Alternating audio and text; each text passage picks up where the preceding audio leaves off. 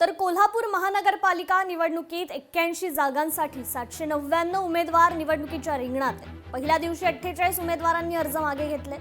अर्ज मागे घेतल्यानंतर 751 उमेदवार निवडणुकीच्या रिंगणात आहेत। काही उमेदवारांनी अपक्ष अर्ज दाखल केल्यानं बंडखोरी त्या ठिकाणी वाढलेली आहे। तर पुण्यात अनेक गुंडांना उमेदवारी दिल्याचं समोर आलंय, तर दुसरीकडे अजित पवारांनी गुंडांच्या उमेदवारीवर बोलणं मात्र टाळलंय। तर सचिन खरात यांनी देखील या विषयावर बोलणं टाळलेलं आहे।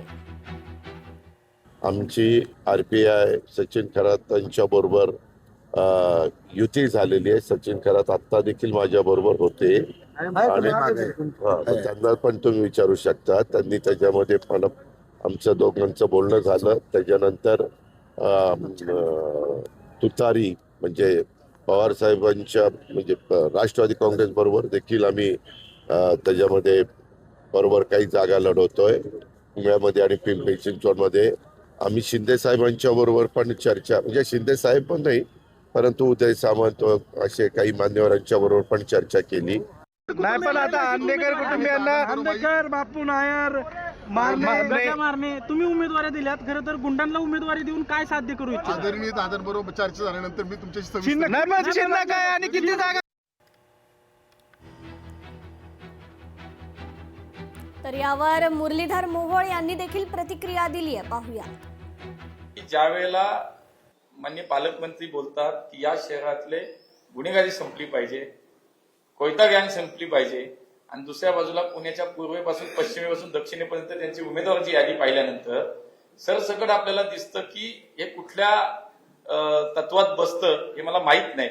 नक्कीच मला असं वाटतं की शेवटी राजकारण्यांनी सत्ताधाऱ्यांनी या शहराच्या कायदा सुव्यवस्था सांभाळण्याची जबाबदारी स्वतः पहिली आमची आहे आणि त्यामुळे खरं तर कोण कोणाला दिली आहे तुम्ही नीट तपासा।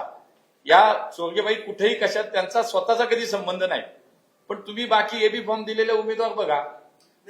म्हणून मला असं वाटतं की ही जबाबदारी सगळ्यांची आहे। तर ठाकरे सेनेच्या उपनेत्या सुषमा अंधारे आणि सामाजिक कार्यकर्त्या अंजली दमानिया यांनी गुन्हेगारी पार्श्वभूमीच्या लोकांना उमेदवारी दिल्यानं टीका केली आहे। अजित पवार यांच्या राष्ट्रवादीकडून आंदेकर कुटुंबातील 2 महिलांना तिकीट दिलं, त्यावरून त्यांनी नाराजी व्यक्त करत जोरदार समाचार घेतला।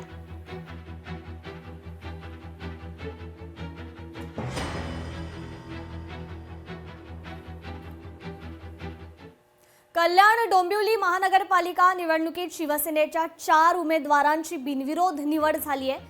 उपमुख्यमंत्री एकनाथ शिंदेंनी या उमेदवारांशी व्हिडिओ कॉलद्वारे संवाद देखील साधलेला आहे। संवाद साधत त्यांना शुभेच्छा देण्यात आल्या। चला आता बाकी वार्डात काम करा तुम्ही। ओ रमेश शेठ राणेजी विश्वनाथ तुम्ही आता बाकी वार्डात काम करा। बाकी वार्डांमध्ये हा मुंबई नाही कल्याण डोंबिवलीत पहिलं करा। डोंबिवलीत करा, मुंबई नाही हो। ठीक आहे ओके।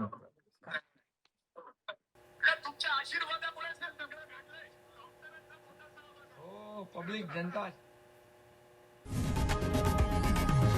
लोकशाही मराठी ऐका, पहा, जागरूक रहा।